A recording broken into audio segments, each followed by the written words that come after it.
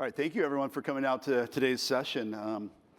We're going to talk about executing on the channel-led marketplace opportunity. I'm Jason Rook, I'm a director in Microsoft Marketplace Product Marketing. I focus on those features that enable software companies to sell through their channels. I'm also going to be joined today by kind of an all-star cast here. I've got Jay McBain, who's the chief analyst at Omdia. I've also got the Darren Sharp, who's the marketplace partner leader from Microsoft United Kingdom, along with me as well. I'll start our conversation today with a little bit of a look at marketplace momentum within Microsoft Marketplace. Then I'm going to turn it over to Jay, and Jay's going to provide some perspective from Omdia and some research that they've done recently. Then Jay's going to turn it over to Darren Sharp, and Darren's going to drive you through some of the new features that we've announced this week to enable true channel-led selling with Microsoft Marketplace. He's also then going to wrap up with a little look into how channel partners can build a true Microsoft Marketplace practice. So I'll start with just a little bit of recapping some recent announcements. So a month or so ago, we made some announcements around Microsoft Marketplace. And for those of you that have been with us on this journey for a while, you notice that we've started to talk about consolidating AppSource and Azure Marketplace into this one unified storefront, right? It's the trusted source for customers and partners to find cloud solutions, AI apps, and agents. It's also the place for software companies to really start to engage with us through Marketplace and reach new customers. It's the place for software companies to start to experiment and execute with digital-led sales.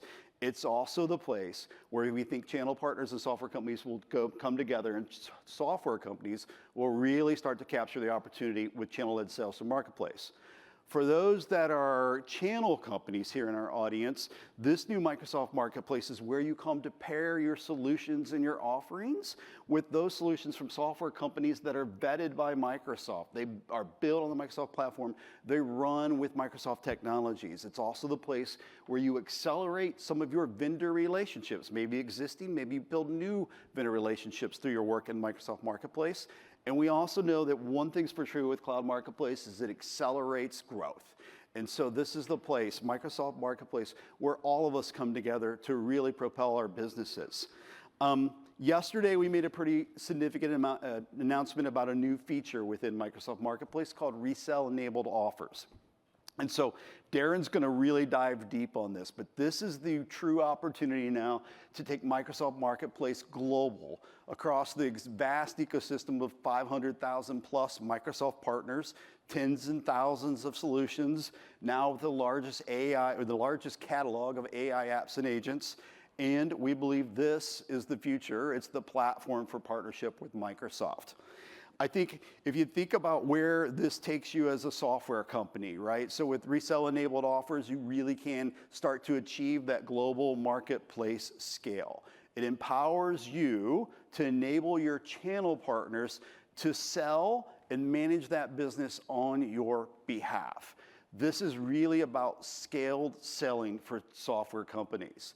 For channel partners, this is about driving growth in frequency and yield and capitalizing on your relationships with both your vendors or suppliers and with your customers. We've also started to add some additional things here. So some of the benefits that we've given to software companies over the last several years, we're now expanding those benefits to channel companies that sell through our marketplace as well. One of my favorite things about what we're doing with resale-enabled offers isn't just that now channel partners are able to really engage with those customers that have those Microsoft Cloud commitments where the deals are larger, the deals are stickier, but really resale-enabled offers will allow channel partners to really participate in co-sell with Microsoft, right? With our field sales force, you can participate in that co-sell momentum, which is really Marketplace. So the momentum in Marketplace is really exciting. We continue year after year to come to these events and tell you that overall Marketplace is doubling in growth, right? So it's a really big business. But when we look just with the feature sets that we have so far, and we look at the business from software company and channel partner working together to sell deals, That component of the business is growing 3.5x. This is big growth, right? And when we dive into that business where a software company and channel partner came together to sell to a customer, those deals, when you compare them to the overall entire Microsoft Marketplace, are 75% larger than the other deals, right? So this is the Microsoft story. When software companies, channel partners come together and part of this 500,000 strong ecosystem, we get growth. If you kind of dive a little deeper and you think about this momentum in some of the analyst data that we're starting to see, and we'll have Jay up in a moment. So Omdia recently said this target addressable market is $300 billion by the year 2030. And if you think about where this revenue is coming from, Marketplace is growing 2x year over year over year, where it's more effective when software companies and channel partners work together. When channel partners and software companies work together, they close much, much bigger deals. This is a tremendous opportunity for everyone in this audience. We recently completed a study with Omdia where we went out and we surveyed software companies and channel partners that were active in our marketplace, and we got some really interesting findings. One, 75% of those we surveyed said that Marketplace was a deal differentiator for them. So it's a big deal in the way that they go to market. 88% of those said that Marketplace is driving recognizable revenue growth for them. So they're seeing Marketplace as a core component of their revenue growth. 3/4 of them said that Marketplace gives them deal velocity. And we all know as sellers, time kills all deals. Marketplace is a tool to get deals closed. And we are seeing that from our software companies and our channel partners. And I'm sure for those of you that have been on the Microsoft journey for a long time, you've been to WPCs, you've been to Inspires, you've been to Ignites, and you always hear about the Microsoft partner ecosystem multiplier effect. We have a multiplier effect in the marketplace world within Microsoft as well. So what we learned through our study is that software companies see an additional $1.75 of value for every $1 they transact through our marketplace. So this is starting to get really exciting, right? This big opportunity, rapid growth, software companies are seeing more money when they sell their marketplace. What's probably more exciting to me on this slide is that the channel partners who are participating in our marketplace already, right? We're still early stages in this adoption period. They're seeing an additional $6.26 of value for every dollar that they're transacting through the marketplace with those software companies. So we're starting to see the classic Microsoft partner ecosystem multiplier really show itself within the marketplace world. So I will tell you, there's probably no better person or more popular person to really dive into this type of analysis and give us an idea of where cloud marketplaces are going than Jay McBain, Chief Analyst at Omdia. So Jay, I'm going to turn it over to you and ask you to take this audience through your story. All right. Thank you. Thank you so much.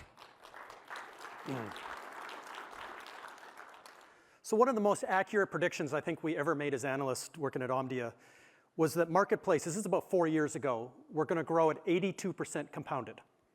That is faster than Moore's Law. This is almost predicting something's going to double every single year on a compounded basis. But I want to take you through today kind of the numbers and the story behind that prediction and frame it up in terms of an industry that we're in. This industry is the fastest growing industry in the world for 50 straight years. Microsoft just happened to turn 50. But the fact of the matter, when you look at the most valuable companies in the world, you look at the richest people in the world, this industry moves in 20-year eras. This is the Taylor Swift version of our industry. But you'll recognize, mainframes and minis. August the 12th, 1981, a company like IBM thought they were going to sell 10,000 PCs to hobbyists. Somebody else thought there was going to be one in every home and in every cubicle. We ran client server for about 20 years. Cloud, SaaS, and then Azure, filled up the next 20 years. In March of 23, this was a turn of a new era in our industry, and it really started in consumer. When our friends and neighbors and kind of non-technical family first saw ChatGPT, they saw the deep fakes, they saw the poetry and the music, they came to us and asked, did we just light up Skynet? But this is the fact that a consumer trend moves into an enterprise trend.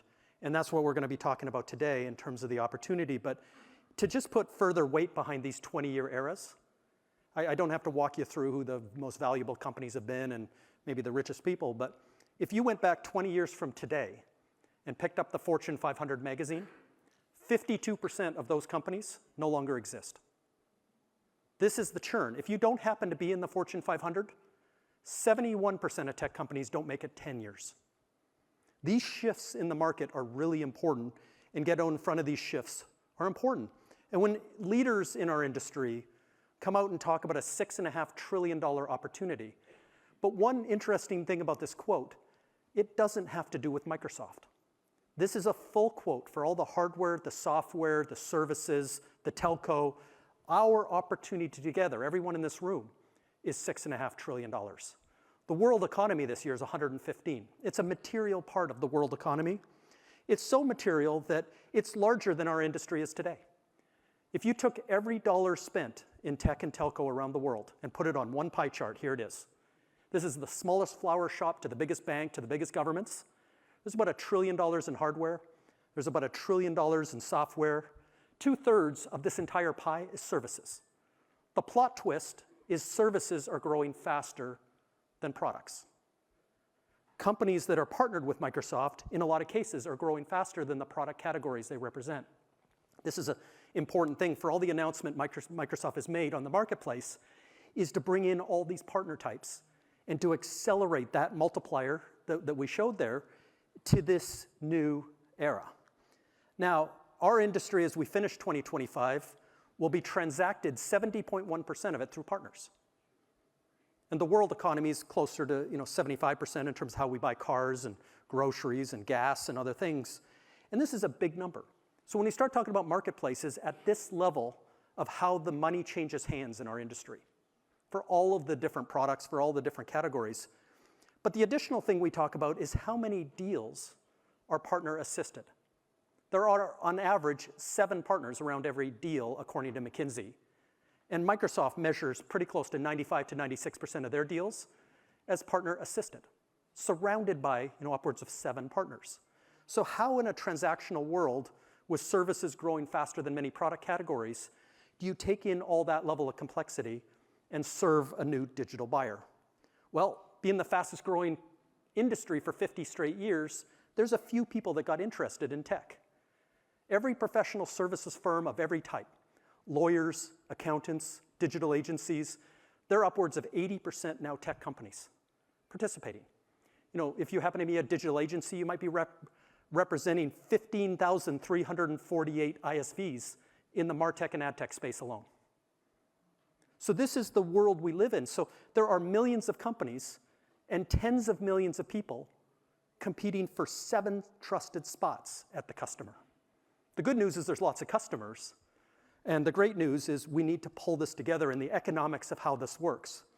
We did a fun project. It took 2 years and thousands of analyst hours. But we were wondering, is this the 80-20 rule? We know probably it isn't, this industry. Is it 95-5? Is it 99-1? You'd be surprised to know this industry is 99.90.1. 2/3 of all the tech services in the world are delivered by 1,000 companies.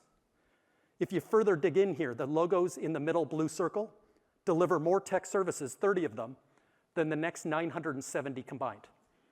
The 970 logos in white deliver more tech services than the million companies combined after them. This is a concentrated, and when we start thinking about economics and who are earning each of the 7 spots and who are we going to be working with together. This is not a single throat to choke. This is not a trusted advisor economy. This is a world where there's 7 vendors in a stack, 7 partners, 13 members of the buying committee. There's 27 things going on that needs to be orchestrated, and marketplaces are becoming that platform that happens in. Another interesting thing happened in 2025. The majority buyer of the $5.3 trillion is born after 1982. Millennials are actually the biggest buyer of tech as of this year. Different psychology, different behavior, different journey. But one thing is crystal clear: digital first, digital only. There was a survey that came out a few months ago that 75% of these people, my kids, don't want to talk to people. They want to go through 28 moments of a buying journey, whether it's buying a car in their personal life, whether it's buying $1 million of software, and keep it as digital as possible. There's no reason you're going to go through 28 digital moments of marketing, selling, et cetera, and end up physical on a fax machine. This is digital all the way through. And then 2/3 of our industry is now subscription consumption-based. 2/3.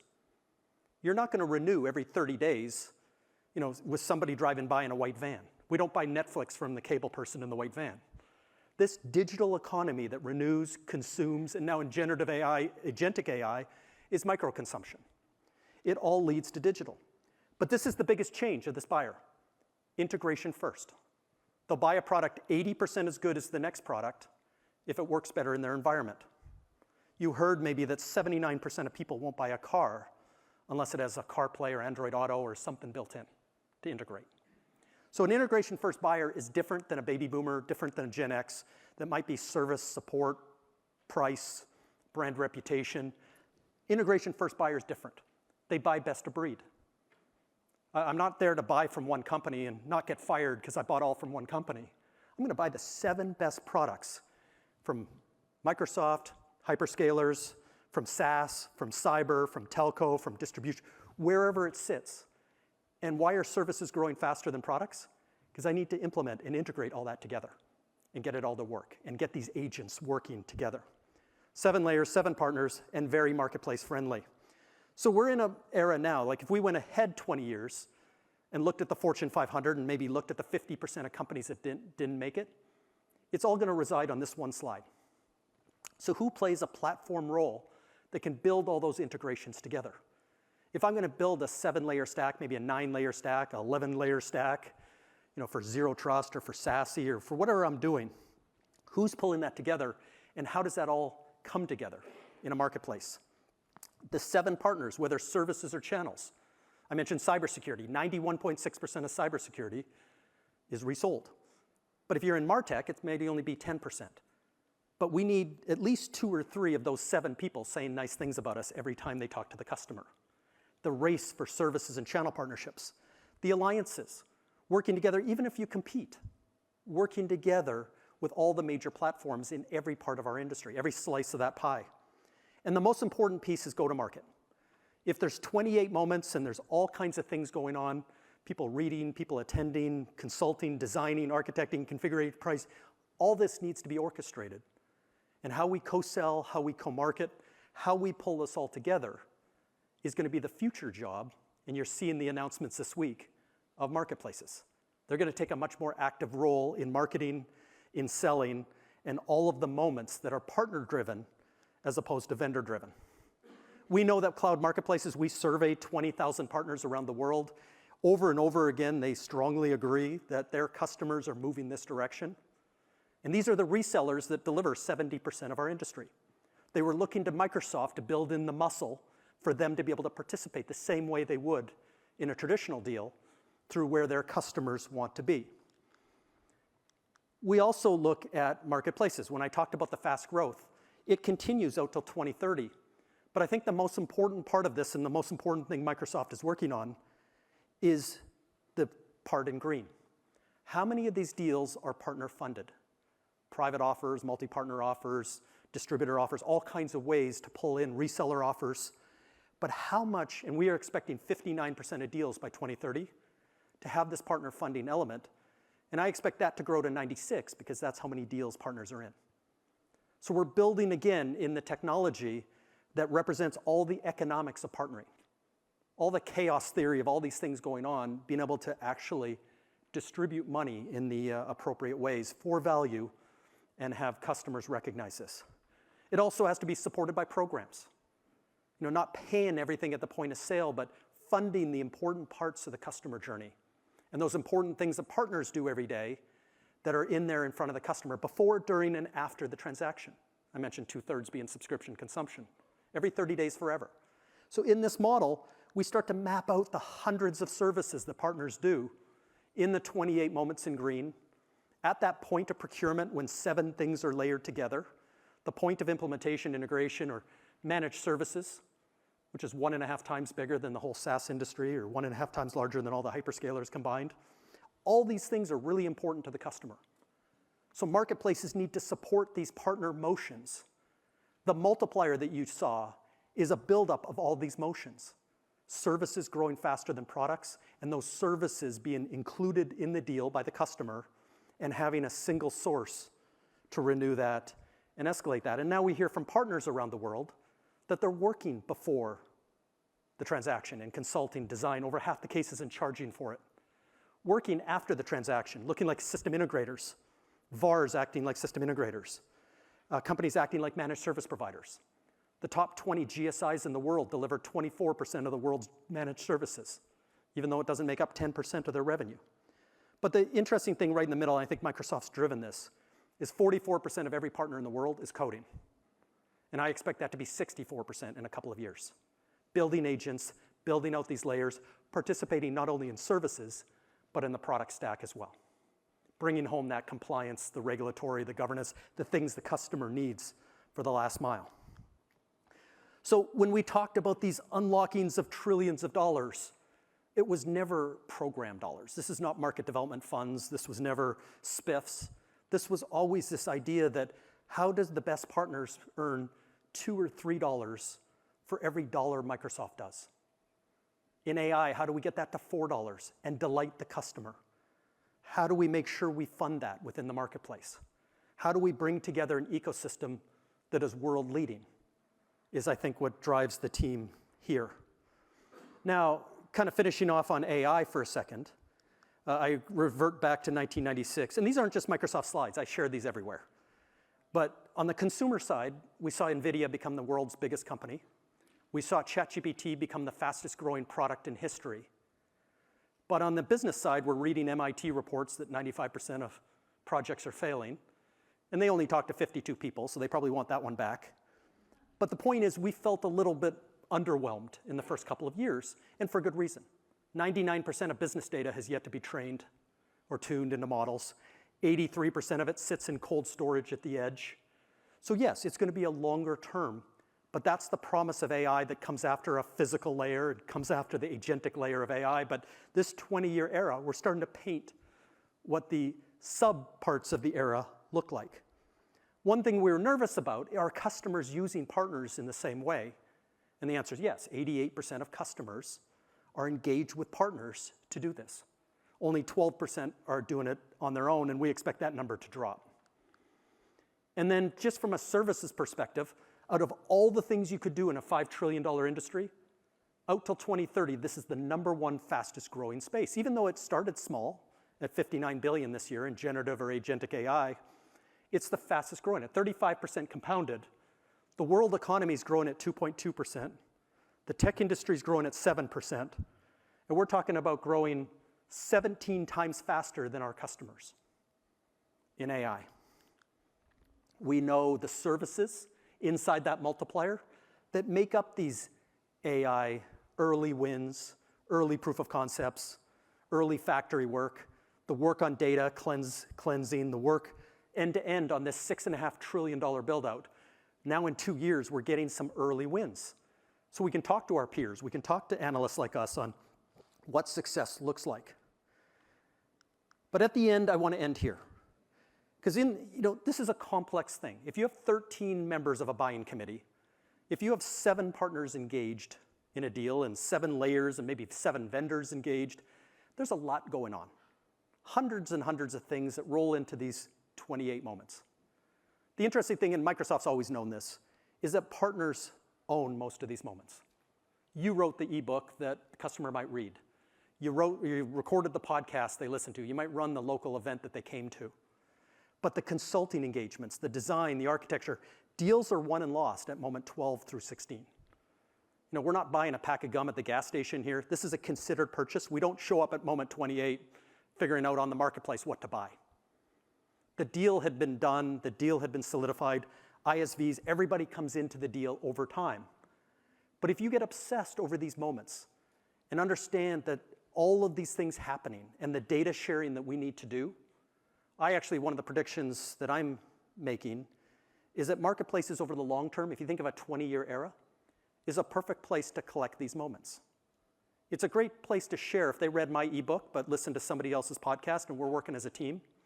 And then they came to Ignite, Microsoft sharing that piece of data, and then they're doing consulting with a joint alliance of ours, and then they're working with us on design or configuration. We're all working together. And this is not an age where co-opetition. We might compete in the morning, but we're best friends in the afternoon. And every deal is going to start to look like this. So it's on us not only to build the data, have the marketplace generate, kind of these moments so that we're there and we're earning that multiplier to the best of our ability. But in the end, we've got a place where we can share data and have agentic models, co-pilots working with each other. Especially to a digital buyer may not want to talk to us as humans in the future. Thank you very much.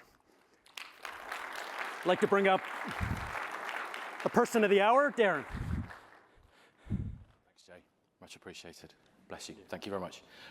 Good afternoon, folks. Thanks very much for being here. For those of you who don't know me, my name is Darren Sharp, and I'm really pleased to be here from the UK as someone who looks after the channel partner relationships in our UK Microsoft organization and helping those channel organizations build practices around a cloud marketplace. So look, that's me. To aid the presentation this afternoon, I'd like a bit of help from you, really conscious it's the end of the day. So I'd like a bit of feedback if we could, please, if that's all right. Don't all cringe in your seats. Can I just ask, if you, excuse the language here, if you identify as a channel partner, can you give me a shout or raise your hand, please? Channel partners in the room. Okay, we're a silent crowd this afternoon, aren't we? All right, that's good, raising the hands. If you identify as a software company, please give me a shout or raise your hand. Okay, the software partners are a bit louder. That's good. If you identify as anyone else, give me a shout or raise your hand. Okay.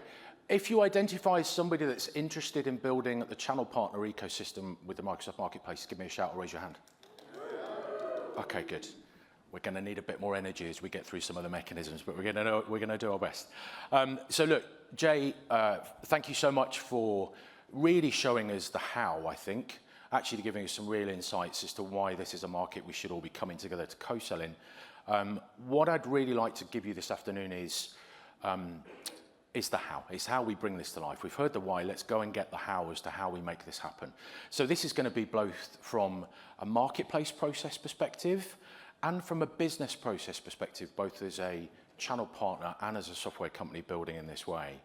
And look, we've seen these numbers, we've seen the reports already. I'm really pleased to say in the latest reports from Omdia that the majority of cloud marketplace spend is going to be transacted through a channel partner. And that's for good reason. As our customers want to migrate, modernize, and manage applications in the cloud, the partner role is increasingly critical. We've also heard that, well, actually that 70% number keeps coming up a lot, doesn't it? 70% of ISVs are calling themselves line of business ISVs. We heard from Jay that changing buying modalities, that line of business buying center, that millennial buyer. We've got to find a way to bring these worlds together, to use the Microsoft Marketplace as a platform for partnering.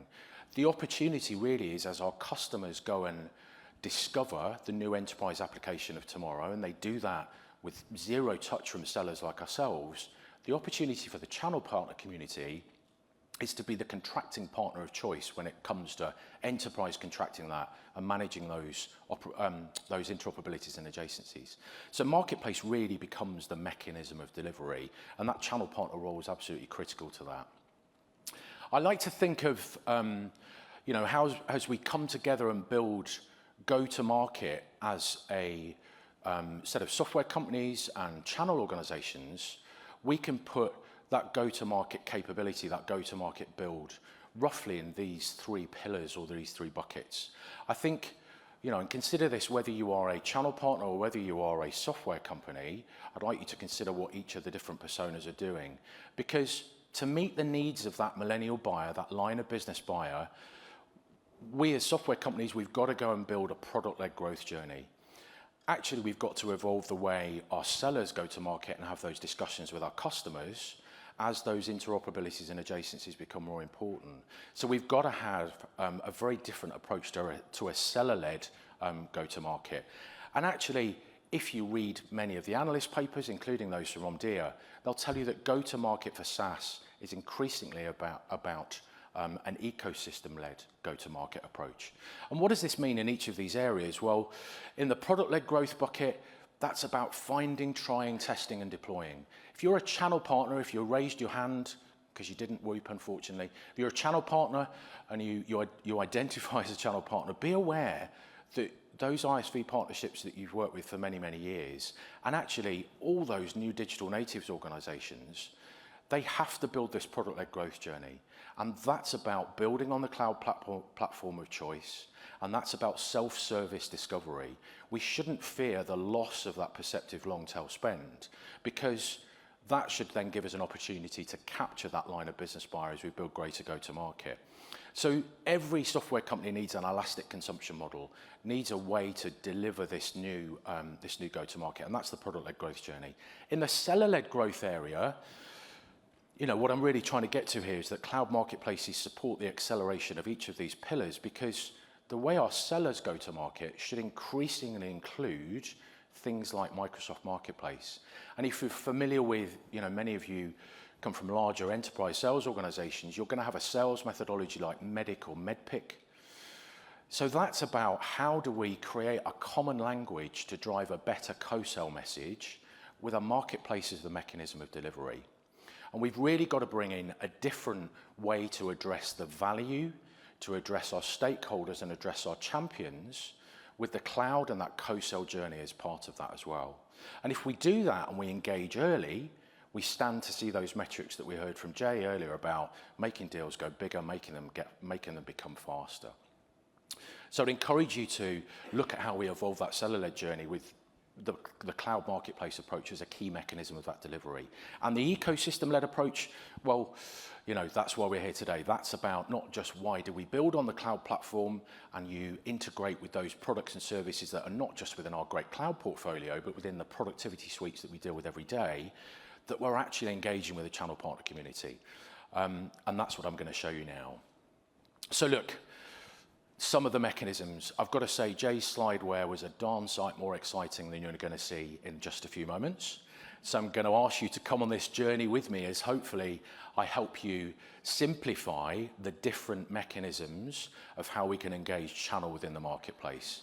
So you can have heard these terms before: CSP private offers, multi-party private offers, and now, as you heard from Jason, available today, available in Partner Center today, if you've got access to Partner Center, is resale-enabled offers. And of course, you've seen already how we're allowing syndication with the platform into our distributors.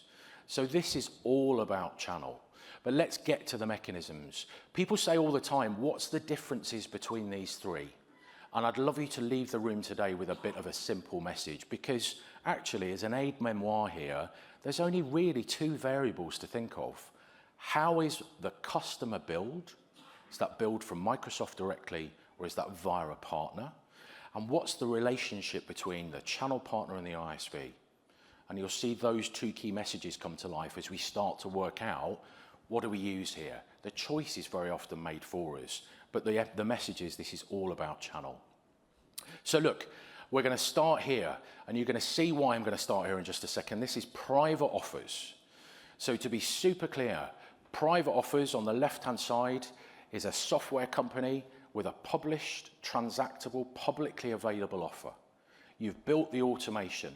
It's SaaS, it's a virtual machine, it's an agent, it's a containerized solution, but it's publicly available and transactable in the platform. And with that, we are just using the marketplace as a mechanism of what we call a private offer, which is custom terms, custom price, and a custom end user license agreement. It's managing the enterprise contract with a private contract delivered into the customer, and there's some good governance around that, and then Microsoft then bills. Really simple A to B transaction. Are we comfortable with private offers? A little bit louder. Are we comfortable with private offers? Okay, thank you very much. Good. It's the end of the day. Let's try and make this a bit more engaging. Thank you. So look, multi-party private offers, and you'll see why I'm positioning it in this way in a second when we get to resale-enabled offers.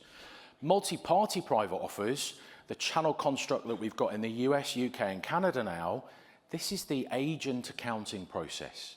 And this really delivers the speed and efficiency of the platform. It's one of the key differentiators of a cloud marketplace. And, case in point, we can look at some of our existing software contracts, bring them into a channel construct with multi-party private offer.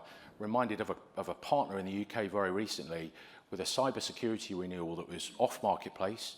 Customer requested to bring that into marketplace to get access to some additional incentives. Actually, the partner saw that the size of that contract doubled and the margin on that contract trebled. There is a real opportunity with multi-party private offer to drive profitability and EBITDA. And that's what this process really delivers. Now, it's only available in the UK and Canada for good reason, because of the way Microsoft manages finance today. Look out for what's coming in future months and years as to how this will evolve. But today, Microsoft is going to go at a governed pace as to how we deliver this.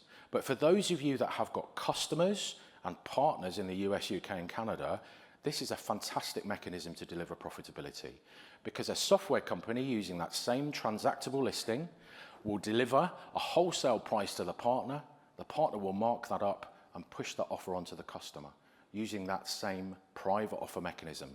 Customer sees those custom terms. For the channel partner, this is about margin, but it offers that real opportunity to drive fast margin and profitability to the business. In this case, again, Microsoft is billing.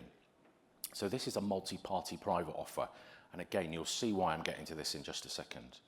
Now, CSP, just something to be aware of. We're not going to spend too long on this, but CSP, this is not a two-customer private offer process. Again, when you're trying to consider what are these channel partner private offers, when we talk about CSP private offers, it's about giving a discount to the partner. It's about reducing that wholesale price. And the partners that I deal with, actually 25 to 40% of their customer base are billed by the CSP. When a customer is billed under a CSP, a cloud solution provider agreement from a partner, that's the mechanism we have to use to deliver a private offer. And it's that partner piece that's managed. You can see here from this diagram on the right-hand side, the partner has got to manage that entire billing process. That's an off-marketplace transaction. Any discount, basically the customer is buying publicly in marketplace. So look, expect to see some advancements here. This is, the scale of SMB and channel in our world. This is a fantastic mechanism for ISVs to drive that automation and scale. And now, the pièce de résistance. For any French speakers in the room, you're pleased to know that's the last time I'm going to speak French this afternoon. I probably did it very badly anyway. Resale-enabled offers. This is the two-channel process. We haven't called this private offer for a reason. A resale-enabled offer, as Jason said, is about giving the channel partner full control of managing that end-to-end life cycle with an offer into a customer. And I'm going to show you what this looks like. This is globally available. Announcing today, globally available and available in Partner Center. This allows a software company to really enable channel to drive that application modernization message. And it's really pushing that platform for partnering message. This is what it looks like. Don't get too confused by the slide. I'm going to talk you through this. Let's start right at the top left of this. And you're going to see why I talked about the other mechanism is in just a second here. The software company, top left, with that published transactable solution, is going to enable a channel partner to run a hidden version of their listing. And with that listing, the channel partner is going to deliver a direct private offer. So they're going to manage that whole revenue amount and deliver a direct private offer and manage the entire dimensions of that product offer into their customer. For Microsoft, this is one leg of a transaction. It's just a private offer. Now, when Microsoft then collects, because this is those Microsoft Build accounts, Microsoft is going to pay the channel partner, and it's the channel partner's role to pay back the software company. That relationship between software company and channel partner is off marketplace. Now, when we talk about agency fees here, it's the channel partner that manages the agency fee. So Microsoft is going to pay the channel partner minus that maximum of 3% agency fee. And there's a real opportunity here as channel partners look to grow this resale-enabled offer business to scale with multiple ISVs and potentially negotiate down that agency fee. And as we've seen before with the scale that we're driving with these types of processes, this is all about driving increased profitability. That cost of transaction really can't be beaten anywhere, even by an invoicing agent. So look, for the channel partner here, the key benefits are, this is about delivering revenue. This delivers revenue and bottom line as well as margin. It's full control of the offer process. And the ISV, the software company, still sees full reporting once that offer's completed. Things we're going to have to consider here to bring this to life, because like any building any new channel partner ecosystem, is there's going to have to be some kind of off-marketplace contract between the software company and the channel partner. So that's going to need some consideration, but this really should drive that efficiency between the two organizations. Now, what Resale-Enabled Offers also does, and I hope everybody's still staying awake at this point, I can see the cameras coming out, which is good stuff. Resale-Enabled Offers also in the UK, US and Canada, allows two partners to be involved. Again, that's that finance process that enables this. Let's start at the top left again. The software company with a published transactable solution can allow a first channel partner to manage a version of their listing on their behalf. That's a distributor potentially. That's a global scale partner, again, US, UK, Canada today, that they can then authorize a downstream partner. And you can see from this diagram to that channel partner, that's a multi-party private offer partner. This is just a multi-party private offer transaction in the US, UK, Canada. But what we're doing here is enabling those global distribution partners to help our global ISVs drive scale through that two-tier channel mechanism. This is where the likes of IBM and Cisco will see some value in mirroring some of their existing routes to market, but delivering through the channel partner ecosystem. Now, again, to call out the absolute value here, because I'm aware that some of you will deal with other cloud marketplaces, the real power of this sits from the fact that there is no need from the partner to build their own public listing. This is an automated process whereby if you are a software company, you can authorize your partner very simply to go and deliver a resale-enabled offer. And it looks like this. It's enabling a product, it's enabling the reseller, who the reseller is, and then it's defining the markets that your channel partner can go to market in. A really simple three-stage process. And you can revoke and manage and clone these authorizations in Partner Center. And you can do this today. It's a really simple process. And where other hyperscalers have done this, there's been a need to create their own listings. This is an absolute simple and easy to run process. And I encourage you to go and look at the Learn Docs today to go and see how to do this. For software companies, it's super easy to get to run. You're going to be enrolled in Marketplace, create a publicly available transactable plan, and identify the partner you want to go to market with. For channel partners, it's about being in the cloud program, enrolling in the Microsoft Marketplace, and setting up a tax profile to get that seller ID. It's really super simple. When we started with multi-party private offer in the UK, of the 60 partners that signed in using that process on the right-hand side, 15 of them were net new to Microsoft. So a huge opportunity. And look, to wrap this up, you know, as I've hopefully covered here, Resale-Enabled Offers is about enabling the channel. It's doing exactly what it says on the tin. That's it. That's the relationship of enabling scale in channel. And I'm really pleased to say there's some really creative thinking about how software companies can bring this to market through their partners. I've heard already this week of ISVs, even worldwide, where there's only the one-tier resale-enabled offer mechanism, considering using a distributor to manage collections from the partner. And I appreciate that might sound quite complex, but if your distributor is managing a quotation process, there's no reason why a channel partner in the Rio transaction can't pay the distributor to pay the software company. Starts to get complicated, doesn't it? But I'm pleased to say there's some real creativity in this world already. If you're worried about offering your partner this full control of a version of your listing, well, maybe there's an over-the-shoulder process that you can work with to deliver those first offers. Because let's not forget, the benefit of this is doing things like retiring customers' commits, retiring Macs. The benefits is a partner-first approach to customers. This should drive incremental scale and margin opportunities for all of us here. Those offers still align to Microsoft seller compensation. So it's a really powerful process. So look, I've only got a couple of short minutes here to go through building a practice here and give you some idea as to you know, what a channel partner practice looks like. We've built this 4-stage process as to how channel partners can build a Microsoft Marketplace practice. And it goes across foundation, enablement, execution, and then scale and grow.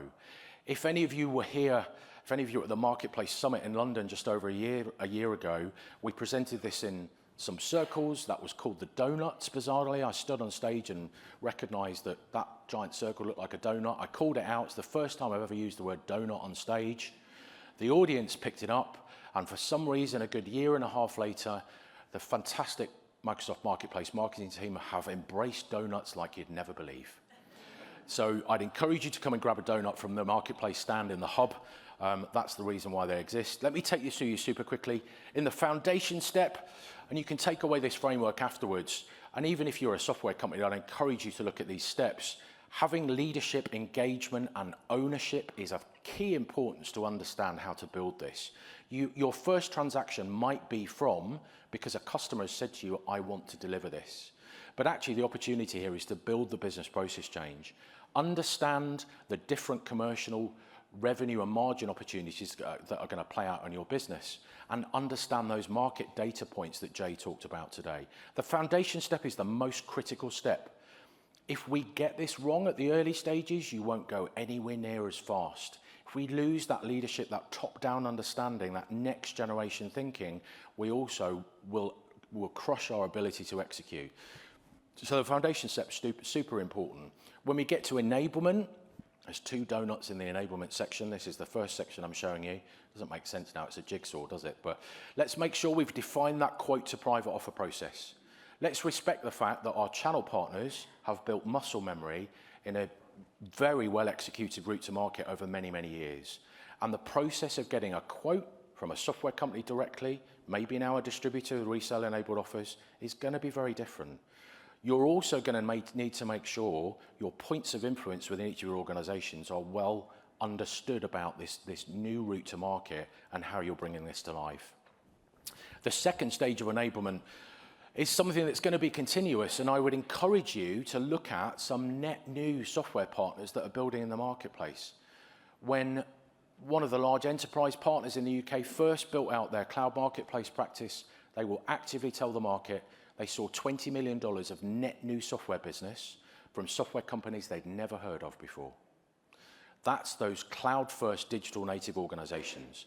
Then we've got to make sure the operational process is defined, and we've got a single source of truth and hopefully some form of process that defines this for your organization, respecting the fact this is a new process. And as I say, the muscle memory sits elsewhere. Then when we get to execution, I think I actually did say this was the donut of execution when I was on stage a year ago. Not quite sure how that went down. But when we look at the donut of execution, you know, this is how we bring to that GTM to life. How do we create the thought leadership? How do we make sure that we've got some proper reporting and visibility? How are we measuring what we call MBS, Marketplace Build Sales, and more importantly, transaction count? Transaction count is a measure of adoption. Understanding how many transactions, whether that's $10,000 or $10 million, getting into the double digits here is a measure of how we're delivering this into our organization. This is where we bring it to life, and MBS and transaction count is the new rhythm. And finally, when we get to scale and grow, it's about having some dedicated resource. If you've got a trusted internal sales leader that is driving this net new route to market, that understands this new generation of thinking, you're going to see much better success. You might want to consider having a dedicated software company lead to engage with some of those net new partners, to maybe have a vendor light approach. You're also going to want to engage with the cloud teams of your traditional, well-earned, trusted enterprise partners. There is a new GTM motion to bring to life here.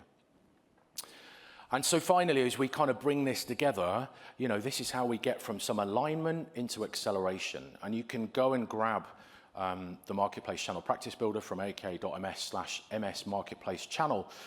And let me just be clear, if I red, amber, green, if I rag each of the steps that I've gone through here super quickly, I would effectively get a stack rank as to each of the partners that have gone through this process.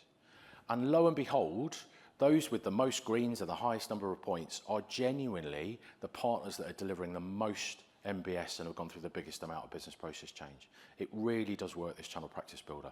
So I'd encourage you to get into this self-measurement and understanding of how you're driving these changes together. So look, I'm a little bit over time, I apologize, but hopefully we've shown you that with Rio now enabling global channel through the Microsoft Marketplace, with this real powerful automation tool that we've got in the platform, we've got a real opportunity to bring this together. There will be lots of questions, I'm sure.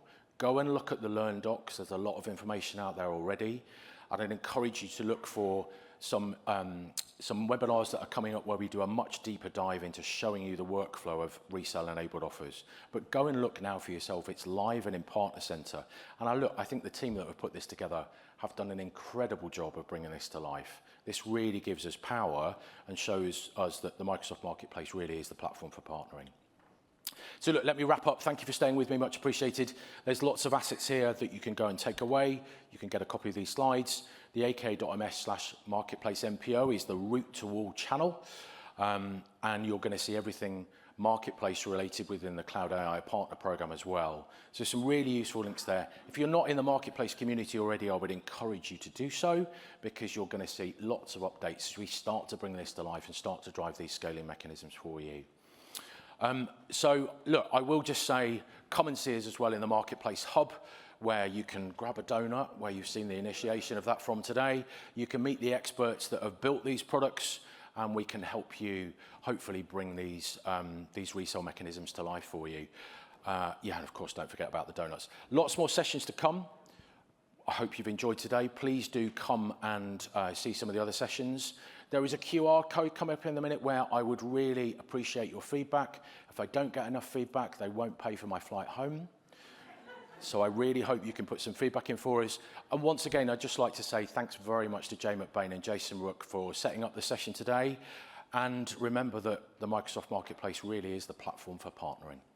Thank you very much, folks. Much appreciated.